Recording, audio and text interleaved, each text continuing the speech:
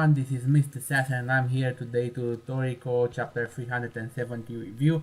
Now this is a late review, a very late review because I didn't have any time last week.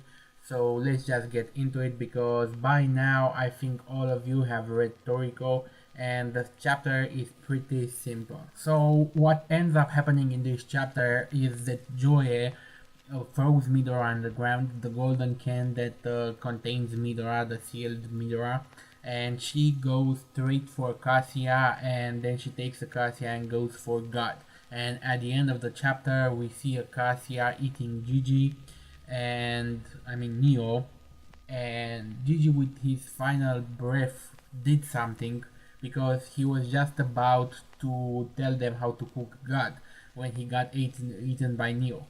So, but he did something before he died, before he was consumed. We don't know what yet, but we'll see in the future.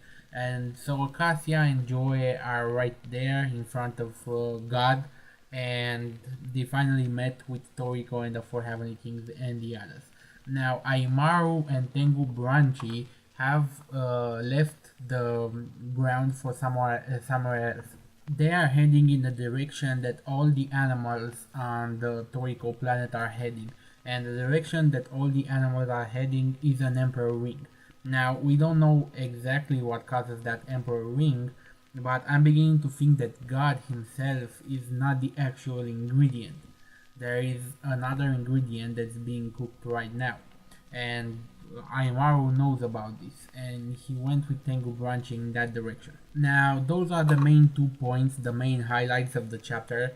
The rest of the chapter, the meat of the chapter, is actually the fighting between the Four Heavenly Kings and God, and all the attacks failed, like Toriko does a jet fork, Zebra does a voice cutter, Coco does the mold spears, which are supposed to be faster than the speed of light, and God easily dodges them. Then Sturgeon puts up a flame barrier because, according to him, with the speed it has, God can circle the planet in an instant. So they need to keep him in that place. So he puts a wall of flames. But I don't know how much good a wall of flames will do against a creature that is level 10,000, because at the end of the chapter we see Neo just stepping through the flames like they were nothing, because obviously Sturgeon is a very powerful guy, but he is weaker than God and Neo, so his flames don't do that much to them. But for the time being they have God contained, and all the attacks failed. Komatsu is still inside of God, and now Komatsu's friend, I keep forgetting his name, Otake, must cook God once they have defeated it. Of course they don't have the time to defeat it because at the end of the chapter, as I stated, Cassia and Joy step in the fight, and they eat Gigi, who was prepared to tell them how to eat, to prepare God. So that's the chapter. The chapter's name is God Almighty, and yeah, he really looks fierce.